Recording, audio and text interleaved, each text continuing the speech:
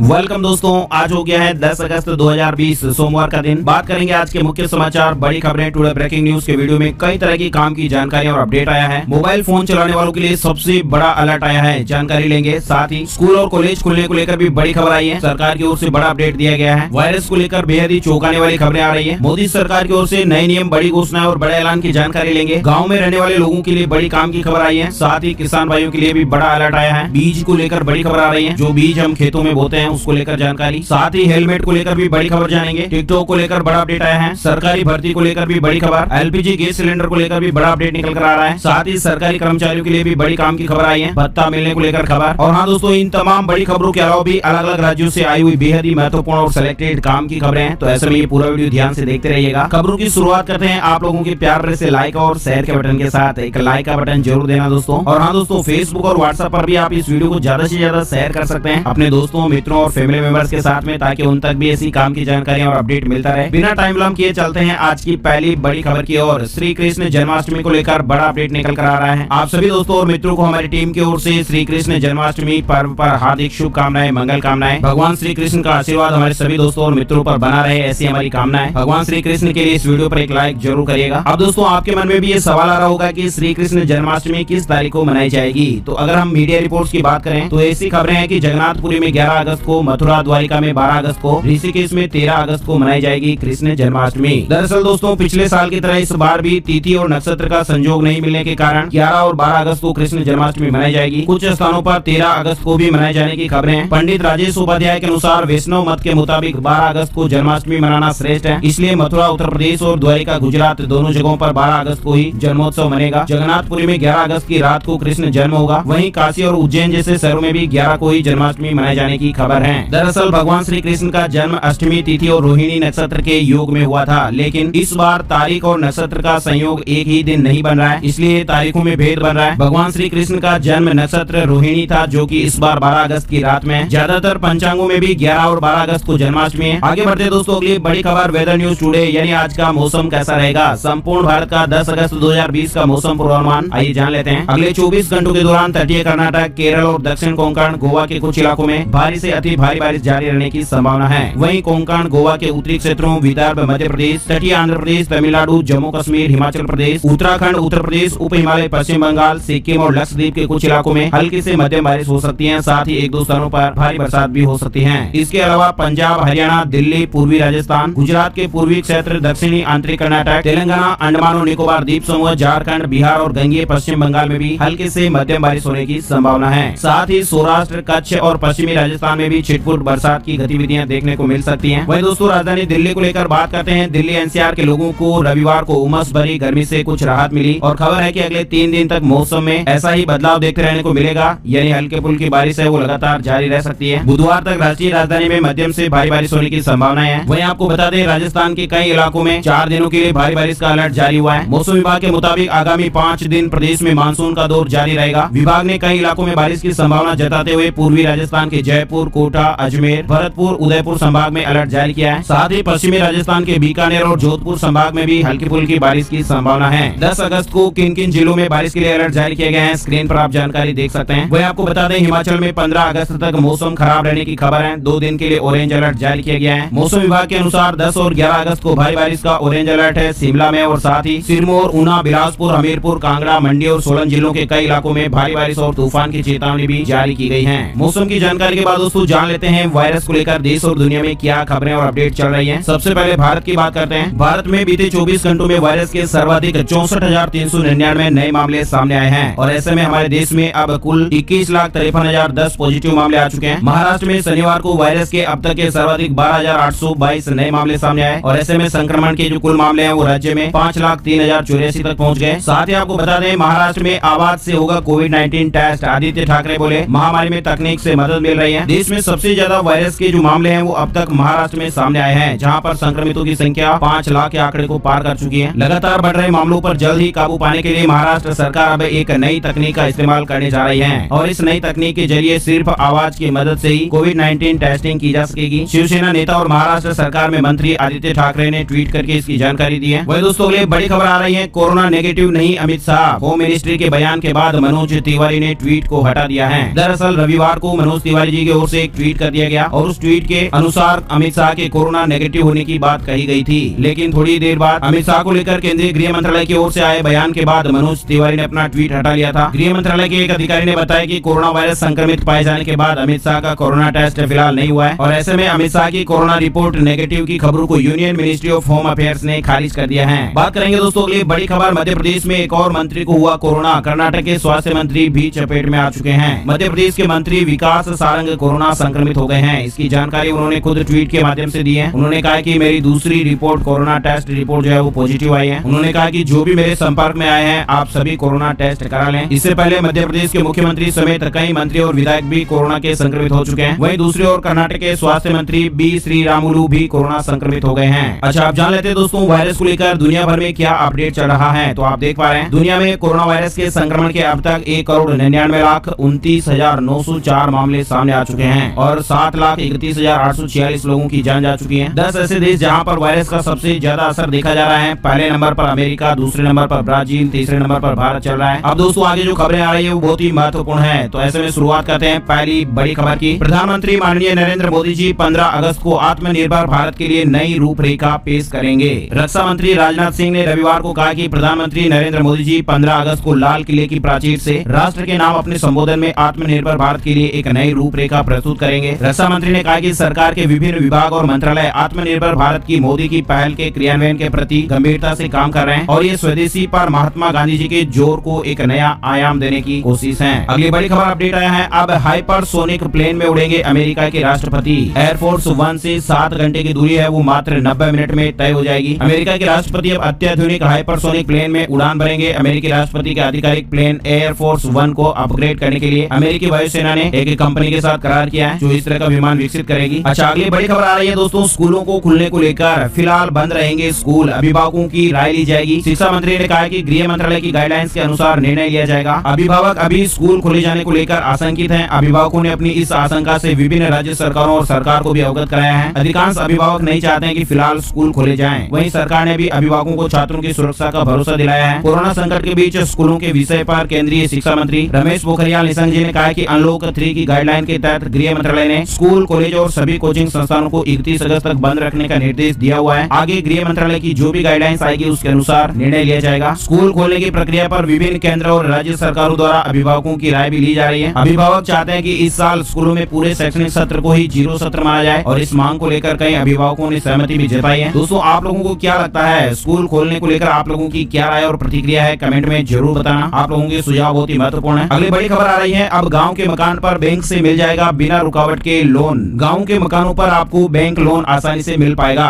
पंचायत राज दिवस के अवसर पर लॉन्च की गई प्रधानमंत्री स्वामित्व योजना के तहत रेजिडेंशियल प्रॉपर्टीज का मालिकाना हक देने की योजना में काफी ज्यादा तेजी देखने को मिल रही है। कई राज्यों के गाँव के घरों का डिजिटल सर्वे भी शुरू हो गया है और ऐसे में अब गाँव में रहने वाले लोगों के लिए बड़ी राहत की खबर है। दरअसल देश के प्रधानमंत्री मोदी जी ने 24 अप्रैल को स्वामित्व योजना की लॉन्चिंग की थी और पीएम मोदी जी की इस स्कीम के अनुसार रूरल इंडिया का डिजिटल मैप तैयार बनने के बाद रेजिडेंशियल प्रॉपर्टी के मालिकों को स्टेट गवर्नमेंट की तरफ से संपत्ति कार्ड जारी किया जाएगा और इसके आधार पर गाँव के जो लोग है वो बैंक से लोन उठा पाएंगे। प्रॉपर्टी टैक्स के भी दायरे में आएगी। आपको बता दें इस योजना की शुरुआत यूपी, महाराष्ट्र, कर्नाटक, हरियाणा, मध्य प्रदेश और उत्तराखंड में प्रारंभिक तौर पर शुरू हो चुकी है। अगली बड़ी खबर आ रही है दोस्तों, खेती पर मंडराया खतरा, विदेश से आ रहे संदिग्ध बीज पार्सल। इसको लेकर अलर्ट जारी हुआ है। केंद्र सरकार ने राज्य सरकारों के साथ साथ बीज उद्योग और अनुसंधान निकायों को अज्ञात स्रोत से भारत में आने वाले संदिग्ध या अवांछित बीज पार्सल के बारे में सतर्क किया है। बीज पार्सल यानी बीज की जो थैली होती है उसके ऊपर अगर कोई भी डिटेल या जानकारी नहीं दी हुई है तो ऐसे में ऐसे बीज को किसान भाई ना खरीदें। कृषि मंत्रालय ने कहा है कि इस संबंध में एक निर्देश जारी किया गया है। पिछले कुछ महीनों में दुनिया भर में हजारों संदिग्ध बीज खेप को भेजे जाने की सूचना प्राप्त हुई है। इसे कहा है अज्ञात स्रोतों से भ्रामक पैकेज के साथ अनचाहे या संदिग्ध बीज पार्सल का खतरा। America, Canada, Britain, New Zealand, Japan और कुछ यूरोपीय देशों में इस तरह का खतरा पाया गया है। कृषि मंत्रालय ने कहा कि अनचाहे या रहस्यमय सीड पार्सल भारत की जैव विविधता के लिए खतरा हो सकता है। आगे बढ़ते दोस्तों अगली बड़ी खबर आ रही है। पीएम मोदी जी ने लॉन्च किया एग्री इंफ्रा फंड, जारी किए किसान सम्मान निधि योजना के 17,000 करोड़ रुपए। पीएम मोदी जी ने रविवार को वीडियो कॉन्फ्रेंसिंग के जरिए संबोधन दिया। 8.5 करोड़ किसान भाइयों के बैंक खातों में 17,000 करोड़ रुपए की राशि भेजी गई। 1 लाख करोड़ रुपए के एग्रीकल्चर इंफ्रास्ट्रक्चर फंड को भी लॉन्च किया गया। साथ ही पीएम मोदी जी ने कहा कि किसान रेल योजना से पूरे देश के किसान को लाभ होगा क्योंकि वे शहरी क्षेत्रों में अपनी उपज बेच पाएंगे। मोदी जी ने कहा कि भारत की पहली किसान रेल महाराष्ट्र और बिहार के बीच शुरू हुई है। आगे बढ़ते दोस्तों बड़ी खबर आ रही है। जनसंख्या नियंत्रण पर सरकार सुप्रीम कोर्ट में 14 अगस्त को दाखिल करेगी जवाब। भारत में प्रतिदिन करीब 70,000 और 1 मिनट में औसतन 51 बच्चे जन्म लेते हैं और इससे देश की आबादी की रफ्तार आप समझ सकते हैं। इस तरह का औसत अनुमान है। प्रधानमंत्री नरेंद्र मोदी जी ने गत साल 15 अगस्त को लाल किले की प्राचीर से तेजी से बढ़ती जनसंख्या और उससे पेश आती चुनौतियों की ओर जनता का ध्यान आकृष्ट किया था और उसके बाद फिर सुप्रीम कोर्ट में याचिका पेश कर प्रधानमंत्री को पत्र लिखकर जनसंख्या नियंत्रण के लिए कानून बनाने की भी कोशिशें शुरू हुई थी और ऐसे में 14 अगस्त को सरकार की ओर से कोर्ट में जवाब पेश किया जाएगा। वही दोस्तों अगली बड़ी खबर आ रही है, चीन की हर हिमाकत का मिलेगा करारा जवाब। भारतीय सेनाओं ने शुरू किया चीता प्रोजेक्ट पर काम। पूर्वी लद्दाख में LAC पर चीन के साथ जारी गतिरोध के बीच भारतीय सेनाएं अपनी ताकत में इजाफा करने में जुटी हुई हैं। सेनाएं लेजर गाइडेड बमों से लैस हैरान ड्रोन हासिल करने के प्रोजेक्ट पर काम कर रही है। सेनाओं की कोशिश दुश्मन के ठिकानों और बख्तरबंद वाहन को ध्वस्त करने के लिए एंटी टैंक मिसाइलें हासिल करने की है। चीता नाम का ये खरीद प्रोजेक्ट लंबे समय से लंबित था, जिसे दुश्मनों की ओर से बढ़ रहे खतरे को देखते हुए सशस्त्र बलों द्वारा पुनर्जीवित किया गया है। साथ ही बड़ी खबर आ रही है, आत्मनिर्भर भारत अभियान को लेकर रक्षा मंत्रालय का बड़ा ऐलान। 101 रक्षा उपकरणों के आयात पर लगेगी रोक। आत्मनिर्भर भारत अभियान को ध्यान में रखते हुए केंद्रीय रक्षा मंत्री राजनाथ सिंह ने रविवार को बड़ा ऐलान किया। रक्षा मंत्री ने बताया कि आत्मनिर्भर भारत की ओर कदम बढ़ा रहा है और इसके तहत 101 रक्षा उपकरणों के आयात पर प्रतिबंध लगाया जाएगा। अब ये उत्पाद देश में ही खरीदे जाएंगे। रक्षा मंत्रालय ने 101 ऐसे उपकरणों की लिस्ट तैयार की है जिस पर एक निश्चित समय सीमा के बाद इंपोर्ट पर प्रतिबंध लगा दिया जाएगा। ये रक्षा क्षेत्र में आत्मनिर्भरता की दिशा में एक बड़ा कदम है। वही दोस्तों अगली बड़ी खबर आ रही है, मनीष सिसोदिया ने किया बड़ा ऐलान। अगले साल शुरू हो जाएगा दिल्ली एजुकेशन बोर्ड। देश के बाकी राज्यों की तरह राजधानी दिल्ली में भी अगले साल से अपना शिक्षा बोर्ड शुरू हो जाएगा। उप मुख्यमंत्री मनीष सिसोदिया ने रविवार को घोषणा की और कहा कि दिल्ली का अपना स्कूल शिक्षा बोर्ड अगले साल तक चालू होने की उम्मीद है। साथ ही बड़ी खबर आ रही है, पूरे देश में NRC लागू करने की मांग की गई है और इसको लेकर सुप्रीम कोर्ट में जनहित याचिका दाखिल की गई। बड़ी खबर आ रही है, ऑफलाइन पेमेंट को RBI ने दी मंजूरी। रिजर्व बैंक ने पायलट आधार पर ऑफलाइन यानी बिना इंटरनेट के कार्ड और मोबाइल के जरिए छोटी राशि के भुगतान की अनुमति दे दी है और इसके तहत एक बार में 200 रुपए तक का भुगतान की अनुमति होगी। इसमें एकल भुगतान की अधिकतम सीमा 200 रुपए होगी। हालांकि इसके जरिए किसी भी समय 2000 रुपए तक की कुल भुगतान की सीमा होगी और इस तरह की जो पायलट योजना है वो 31 मार्च 2021 तक चलेगी। इस संदर्भ में जारी अधिसूचना के अनुसार पायलट योजना के अंतर्गत पेमेंट सिस्टम ऑपरेटर यानी PSO बैंक और गैर बैंक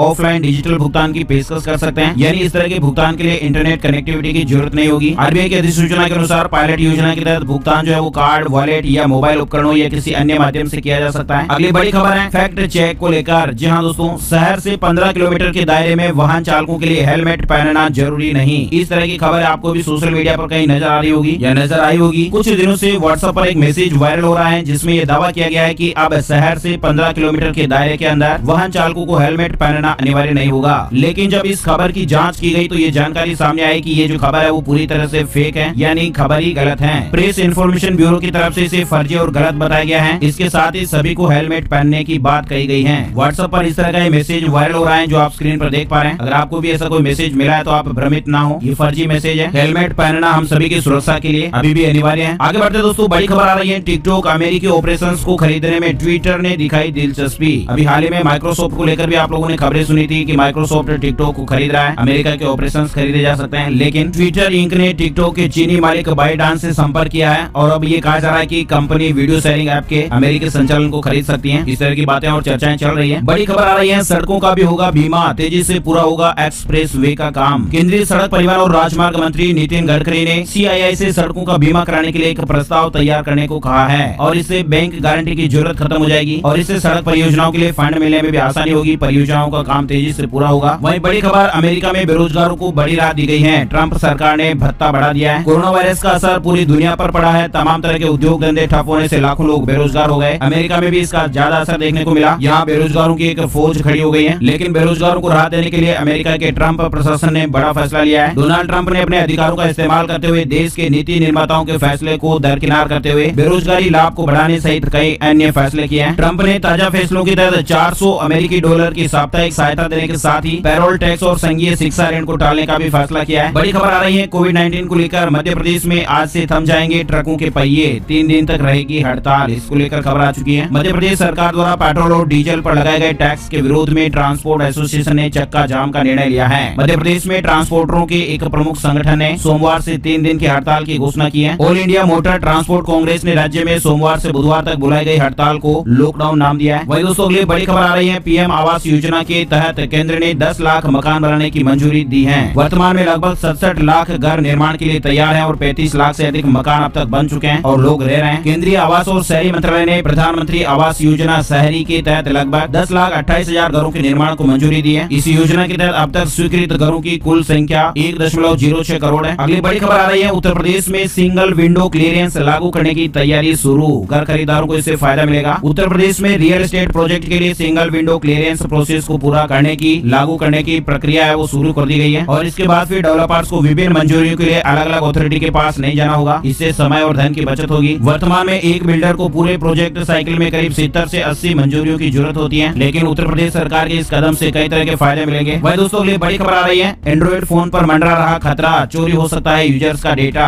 इस तरह की टेक न्यूज चल रही है। आपको बता दें, मीडिया रिपोर्ट्स के अनुसार हाल ही में सिंगापुर की एक एजेंसी ने डिजिटल सिग्नेचर प्रोसेसर चिप में खामियां खोज निकाली है। एजेंसी के मुताबिक एंड्रॉइड स्मार्टफोन में प्रयोग होने वाली क्वालकॉम की स्नैपड्रैगन चिप में 400 से ज्यादा खामियां हैं और ऐसे में दुनिया भर के मोबाइल के करीब 300 करोड़ से ज्यादा मोबाइल यूजर्स पर हैकिंग का खतरा मंडरा रहा है। एजेंसी द्वारा खामियों की जानकारी देने के बाद क्वालकॉम ने भी जांच प्रोसेस शुरू कर दी है। चेक पॉइंट सिक्योरिटी रिसर्चर्स ने अपनी स्टडी में ये पाया कि मोबाइल फोन की चिप में 400 से ज्यादा टुकड़े हैं जो यूजर्स की प्राइवेसी के लिए खतरा साबित हो सकते हैं और ऐसे में इन खामियों का हैकर लोग आसानी से फायदा उठा सकते हैं। मास्टरमाइंड हैकर्स यूजर्स के स्मार्टफोन की जासूसी करके मोबाइल डिवाइस में चेन लगा सकता है। यूजर्स को इसकी कानूकान खबर भी नहीं होगी। जानकारी के लिए बता दें कि विश्व में मौजूद करीब 40% स्मार्टफोन में इस तरह की चिप इस्तेमाल की जाती है। ये चिप अलग अलग रेट और अलग अलग श्रेणी में बाजार में मिलती है। गूगल, सैमसंग, एलजी, Xiaomi जैसे बड़े ब्रांड के जो प्रीमियम स्मार्टफोन है इसमें भी इस तरह की चिप लगाई जाती है। हालांकि एप्पल आईफोन में ऐसी चिप का इस्तेमाल नहीं होता है। अपने फोन को आप भी जरूर अपडेट करते रहें। अगली बड़ी खबर देख पा रहे हैं, बिहार बोर्ड एग्जाम 2021 को लेकर मैट्रिक का 18 से और इंटर का 19 से भरा जाएगा परीक्षा फॉर्म। तिथियां जारी कर दी गई है। बोर्ड की माने तो मैट्रिक का 18 से 27 अगस्त तक परीक्षा फॉर्म भरा जाएगा। वहीं इंटरमीडिएट 2021 के लिए 19 से 28 अगस्त तक परीक्षा फॉर्म भरा जाएगा। अगली बड़ी खबर देख पा रहे हैं, रेलवे में भर्ती के लिए हजारों पदों पर वैकेंसी का दावा किया जा रहा है, लेकिन इसकी सच्चाई आप भी जान लीजिएगा। एक अखबार में भारतीय रेल विभाग द्वारा विभिन्न पदों पर नियुक्तियों के बारे में नोटिस जारी किया गया है और इस नोटिस में एक अवेस्ट्रान इन्फोटेक नाम की एक कंपनी के द्वारा आउटसोर्सिंग की बात कही गई है और इसमें योग्यता और अन्य जानकारी भी दी गई है। जॉब का विज्ञापन निकाला गया है। इस तरह से आप जो फोटो देख रहे हैं भारतीय रेल विभाग लिख करके, तो ये जो नोटिस है वो बिल्कुल फर्जी है। अवेस्ट्रॉन इन्फोटेक द्वारा भारतीय रेलवे में नौकरियों का जो विज्ञापन है वो फर्जी वायरल हो रहा है। योग्यता भी गलत दिखाई गई है। ऐसे में आप भी सावधान रहें, इसमें कोई वैकेंसी में फॉर्म वगैरह ना भरें क्योंकि ये फर्जी वैकेंसी है। बड़ी खबर आ रही है झारखंड को लेकर, झारखंड में जल्द ही खोले जाएंगे सभी सुविधाओं से युक्त 4,500 लीडर स्कूल। राज्य के 4,500 विद्यालयों को अगले शैक्षणिक सत्र के पूर्व लीडर स्कूल के रूप में विकसित किया जाएगा। झारखंड शिक्षा परियोजना ने विद्यालयों को चिन्हित करने की प्रक्रिया पूरी कर ली है। वही दोस्तों अगली बड़ी खबर आ रही है, विश्व आदिवासी दिवस को लेकर सीएम हेमंत सोरेन का ऐलान है, झारखंड में होगा राजकीय अवकाश। सीएम ने कहा कि इस मौके पर वायरस महामारी की वजह से भव्य आयोजन नहीं हो पाया, लेकिन आगे से आदिवासी दिवस पर राज्य में राजकीय अवकाश रहेगा। वही दोस्तों बड़ी खबर आई है, एम स्वाइप ने एमएसएमई के लिए लॉन्च किया बैंक बॉक्स, डिजिटल पेमेंट में मदद मिलेगी। ये बैंक बॉक्स डिजिटल स्वीकार्यता एवं भुगतान समाधान है जिससे एमएसएमई एवं मर्चेंट की किफायतपूर्ण आवश्यकताएं पूरी करने और सुविधाजनक एकीकृत अनुभव प्रदान करने के लिए डिजाइन किया गया है। अगली बड़ी खबर आ रही है, 9 साल पहले रोपे थे चंदन के 1000 पौधे और अब होगी करोड़ों की कमाई। खेती की नई नई तकनीक अपनाकर आज किसान भाई कारोबारी बनने की राह पर हैं। केंद्र की मोदी सरकार भी किसानों की आमदनी दोगुनी करने की दिशा में लगातार प्रयास कर रही है और कई प्रगतिशील किसान है वो अपनी मेहनत की बदौलत इबारत भी लिख रहे हैं। चंदन की खेती करने वाले अल्पेश पटेल को लेकर ये कहानी आई है। एक किसान है अल्केश भाई पटेल, गुजरात के अल्केश भाई पटेल चंदन की खेती कर रहे हैं और अब उनकी मेहनत का रिजल्ट आने वाला है। कृषि विशेषज्ञों की माने तो अगले 5 सालों में अल्केश खेती से ही करोड़ों रुपए की कमाई करेंगे। 9 साल पहले लगाए गए चंदन के पौधे आज पेड़ बन गए हैं। अल्केश की 2 एकड़ जमीन में 1000 से अधिक चंदन के पेड़ लहरा रहे हैं और ये पेड़ 5 साल के बाद बिक्री के लायक हो जाएंगे और चंदन के इन पेड़ों को बेचकर अल्केश एक साधारण किसान से करोड़पति कारोबारी बन जाएंगे। अगली बड़ी खबर देख पा रहे हैं, घर बैठे मिनटों में आप बुक कराएं गैस सिलेंडर, बीपीसीएल हुआ डिजिटल होते इंडिया में देश की दूसरी बड़ी तेल मार्केटिंग कंपनी भारत पेट्रोलियम भी पूरी तरह से डिजिटल हो गई है। बीपीसीएल ने रसोई गैस बुकिंग सिस्टम को हर तरीके से ऑनलाइन कर दिया है, यानी अब आप घर बैठे व्हाट्सएप के जरिए भी एलपीजी सिलेंडर बुक करवा सकते हैं। व्हाट्सएप पर गैस सिलेंडर बुक करने की सुविधा पूरे देश में शुरू की गई है। गैस बुकिंग करने के साथ ही आप ऑनलाइन पेमेंट भी कर सकते हैं। डिटेल आपको यहाँ पर जानकारी बताई गई है। साथ ही दोस्तों एलपीजी पर खाना बनाते समय कुछ सावधानियां जरूर बरतनी चाहिए क्योंकि अभी हाल ही के कुछ दिनों में एलपीजी गैस सिलेंडर विस्फोट होने को लेकर काफी ज्यादा खबरें आई है, कई लोगों की जाने भी गई है। तो ऐसे में छोटी छोटी जो सामान्य कॉमन जानकारियां हैं वो जरूर ध्यान में रखनी चाहिए क्योंकि एलपीजी जितनी हमारे लिए फायदेमंद है उतनी ही खतरनाक भी है। अति ज्वलनशील होने के कारण इसके प्रयोग के दौरान अगर किसी ने भी जरा सी भी लापरवाही बरती तो आप किसी हादसे का शिकार हो सकते हैं। तो ऐसे में सावधानियां बरतनी आवश्यक है। जब भी आप अपने घर में गैस सिलेंडर लेकर आए तो इसकी जांच जरूर करें कि कहीं आपका ये सिलेंडर एक्सपायरी डेट वाला सिलेंडर तो नहीं है। अब ये सिलेंडर पर आप कैसे ये मालूम करेंगे कि एक्सपायरी एक्सपायरी डेट कहाँ लिखी हुई है, तो इसकी जानकारी आपको स्क्रीन पर दिखाई गई है। नंबर लिखे हुए रहते हैं जैसे A24, B20 इस तरह से। अच्छा, इसके अलावा गैस पर काम करते वक्त किचन में सूती कपड़े, सूती एप्रिन पहने रहें, न कि कोई सिंथेटिक, क्योंकि सिंथेटिक जरा सी लापरवाही होने पर भी जल्दी आग पकड़ लेते हैं। चालू गैस पर कुछ भी चढ़ाकर भूल ना जाए, उस पर पूरा ध्यान रखें। साथ ही हवा के आवागमन के लिए सभी दरवाजे और खिड़कियां खोल दें। किचन में काम करते वक्त मोमबत्ती, अगरबत्ती या फिर लैंप का प्रयोग भूल कर भी ना करें। जहाँ पर गैस रखी हुई है उस जगह आसपास मिट्टी का तेल या अन्य स्टोव वगैरह ना रखें। गैस का रेगुलेटर लगातार बंद करते रहें। जब भी आपका LPG गैस काम नहीं आ रहा है तो ऐसे में रेगुलेटर बंद कर दें। अगली बड़ी खबर है, त्रिपुरा बोर्ड ने शुरू की बोचोर बचाओ नई स्कीम, छात्रों का बचाएगी साल। Tripura board of secondary education पहली बार बोचोर बचाओ एग्जाम आयोजित करने जा रहा है और ये एग्जाम छात्रों का साल बचाने के लिए है, जो कि सितंबर में होगा। ये स्कीम इसी साल इंट्रोड्यूस की गई है और इस स्कीम का मकसद है छात्रों का साल बचाना। और इसमें जो छात्र कुल 150 अंक प्राप्त करता है लेकिन 2 सब्जेक्ट में फेल होगा, उसे बोर्ड परीक्षा या कॉलेजों में दाखिले की गारंटी के मामले में अगली क्लास में प्रमोट कर दिया जाएगा। प्रमोट किए गए छात्र को रीटेस्ट क्लियर करना होगा, जो कि बोर्ड रिजल्ट जारी होने के 75 दिनों के भीतर लिया जाएगा। साथ ही बड़ी खबर आ रही है, इस राज्य में 11,000 कर्मचारियों को मिलेगा 25,000 रूपए का भत्ता। जम्मू कश्मीर प्रदेश प्रशासन ने शनिवार को दरबार मूव सचिवालय मूव में शामिल प्रत्येक अधिकारी व कर्मचारी को 25,000 रूपए विशेष दरबार मूव यात्रा भत्ते देने का ऐलान किया है। उपराज्यपाल मनोज सिन्हा ने शनिवार को इस आशय के प्रस्ताव को मंजूरी दे दी है और इससे करीब 11,000 अधिकारियों और कर्मचारियों को फायदा मिलने की उम्मीद है। बड़ी खबर आ रही है, नेशनल हाउसिंग बैंक में भर्ती का नोटिफिकेशन जारी हुआ है। NHB यानी राष्ट्रीय आवास बैंक में कई पदों पर भर्तियां निकाली गई है। बैंक जॉब को लेकर अपडेट है। वही दोस्तों के लिए बड़ी खबर अलर्ट रहने के लिए है, युवती को महंगा पड़ा ऐप डाउनलोड करना, बैंक खाते से निकल गए 24 लाख रुपए।